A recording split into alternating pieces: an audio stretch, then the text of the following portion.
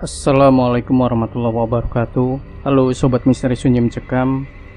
Bahagia sekali kami bisa kembali hadir menjumpai Anda. Seperti biasa, kami akan menyuguhkan cerita-cerita misteri yang menarik untuk Anda simak.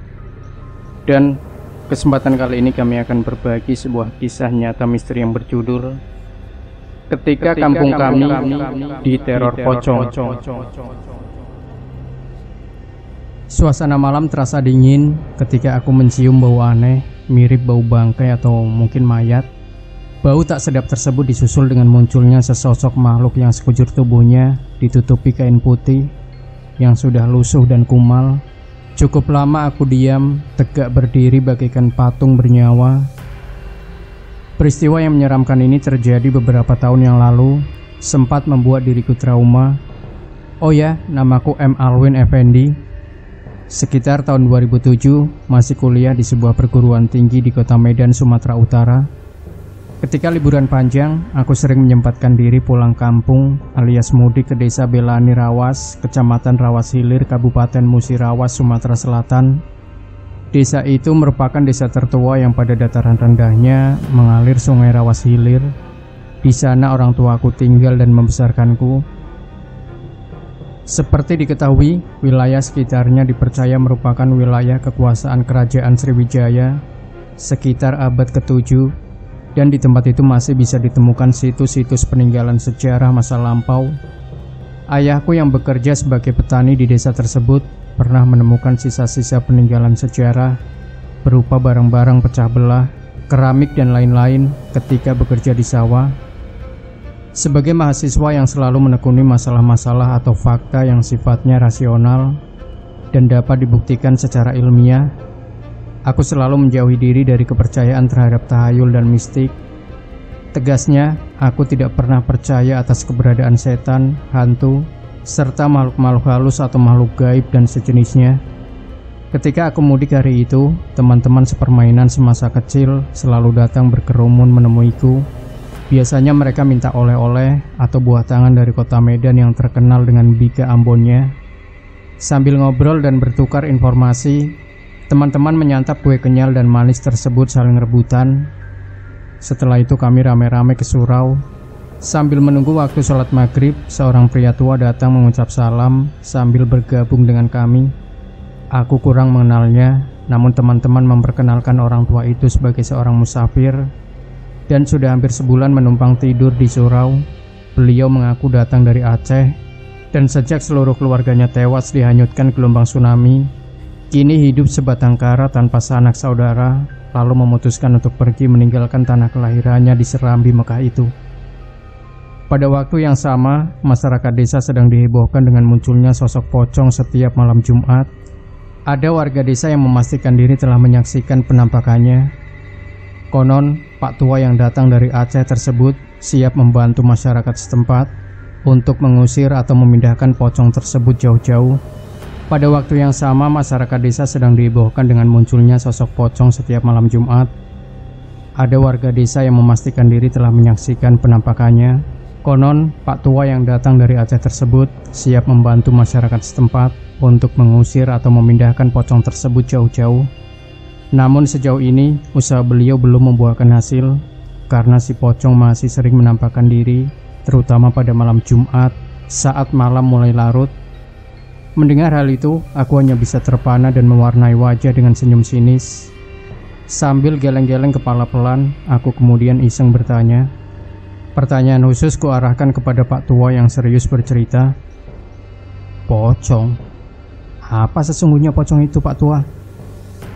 Apa dia sejenis hewan langka atau makhluk ciptaan Tuhan juga? Tanyaku. Kini giliran Pak Tua yang tersenyum sinis, terkesan mengejek. Solehudin, salah seorang temanku, menatap wajahku lurus-lurus. Alwin, ujarnya pelan. Kami tahu kau sosok seorang mahasiswa yang selama ini tidak pernah percaya tentang keberadaan setan dan sekalian yang namanya hantu belang. Tetapi pada kesempatan ini, kami minta harus percaya setelah menyaksikannya sendiri dengan mata kepalamu. Oh ya, wujudnya saja aku belum tahu.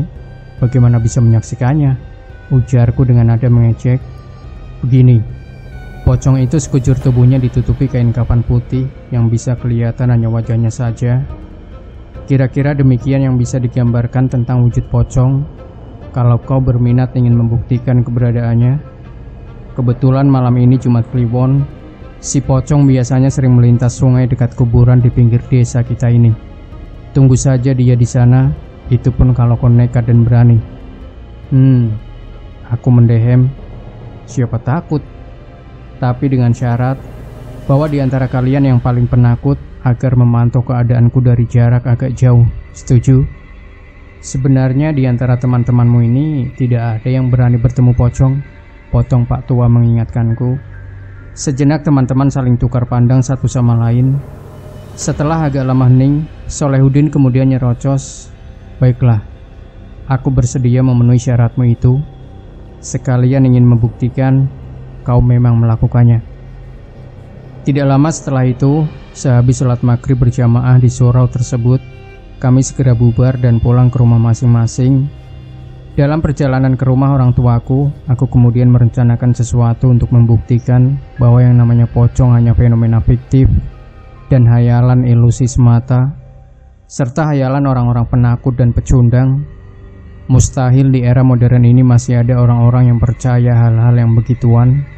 Diam-diam kulipat spray putih ranjang tidurku, lalu kumasukkan ke dalam tas plastik kantongan hitam. Ketika jam dinding berbunyi 11 kali, aku segera melangkah keluar rumah. Malam ini aku cuma ingin membesarkan hati teman-teman bahwa aku sosok yang selalu menepati janji, ingin membuktikan bahwa aku memang selalu berpikir rasional, dan aku bahkan ingin menakut-nakuti siapa saja yang kutemui karena aku yang menyamar sebagai pocong. Begitu berada di lokasi lintasan si pocong, aku segera menyelinap di balik ketinggian semak belukar dan ilalang dekat tepian sungai. Kemudian menyelimuti sekujur tubuh dengan spray putih sedemikian rupa. Kusungkupkan ke kepala menutup wajah supaya mata bisa memandang keluar. Waktu itu sudah lewat tengah malam dan aku menunggu apa yang akan terjadi, masih sembunyi di balik semak. Menunggu siapa saja yang lewat di sana untuk ditakut-takuti. Dapat kubayangkan dia akan terkencing-kencing menyaksikan pocong-pocongan hasil rekayasa. Aku masih menanti ketika terdengar sayup-sayup suara Salehudin berteriak histeris. Pocong, pocong, tolong. Lama-kelamaan suara teriakan itu semakin jelas. Loh, apa yang terjadi? Gumamku dalam hati sambil keluar dari tempat sembunyi, lalu melemparkan pandangan berkeliling. Alam sekitar gelap semata, pandanganku hanya terbatas pada jarak kira-kira 1 dan 2 meter saja. Untung aku membawa senter, sehingga sinarnya mampu menyorot ke berbagai arah sesuai kehendakku. Suasana malam terasa dingin ketika aku mencium bau aneh mirip bau bangkai atau mungkin mayat. Bau tak sedap tersebut disusul dengan munculnya sesosok makhluk yang sekujur tubuhnya ditutupi kain putih yang sudah lusuh dan kumal. Cukup lama aku diam tegak berdiri bagaikan patung bernyawa, ingin memastikan diriku tidak bermimpi atau berhalusinasi. Kalau ini nyata, ketidakpercayaanku pada keberadaan makhluk halus kini harus kupertimbangkan kembali. Ternyata apa yang dinamakan pocong tersebut memang ada. Lalu bagaimana mengadakan kajiannya secara ilmiah? Sukar untuk menjawabnya. Saat itu kami hanya saling pandang. Si pocong sering menyeringai, menatap tajam ke arahku dalam jarak kira-kira 3 atau 4 meter di depan. Si pocong tidak mendekat untuk berbuat sesuatu, atau mungkin dia menduga sedang berhadapan dengan komunitas pocong juga, karena spray putih yang menyelimuti tubuhku saat itu masih utuh. Setelah kuperhatikan lebih teliti, pelan tapi pasti dari mulut, lubang hidung dan matanya bermunculan cacing-cacing tanah, belatung, dan beberapa jenis ulat-ulat lainnya. Alangkah jijiknya aku menyaksikan semuanya itu. Ingin rasanya aku teriak minta tolong.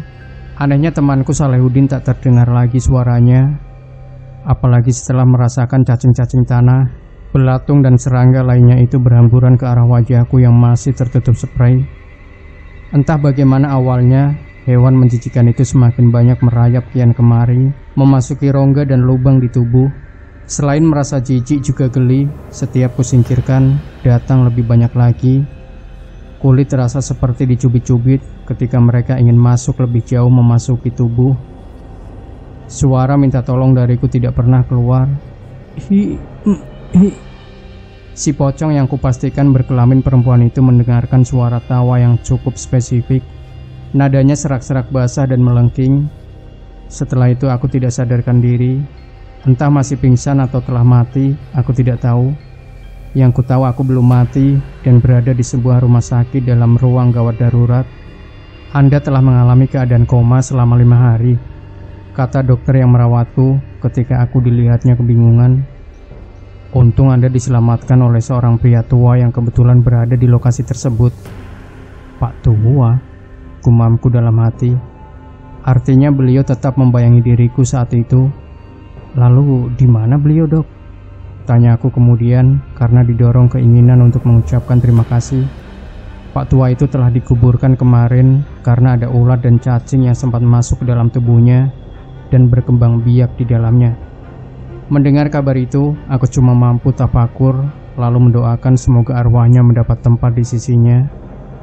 Ketika kembali kuliah di Medan, aku merasa malu untuk menceritakan apa yang telah kualami di kampung. Rekan-rekan sekampus ada yang menganggapku mendongeng atau ingin mencari sensasi karena telah hampir dipecundangi oleh pocong. Sejak itu aku sering trauma jika membesuk mayat orang mati, meski yang meninggal dunia teman dekat atau tetangga. Demikian Sobat Misteri Sunyi Mencekam. Jangan lupa berikan komentar Anda, like, share video ini, subscribe channel Sunyi Mencekam, dan nantikan kembali cerita-cerita misteri terbaru dari kami. Wassalamualaikum warahmatullahi wabarakatuh.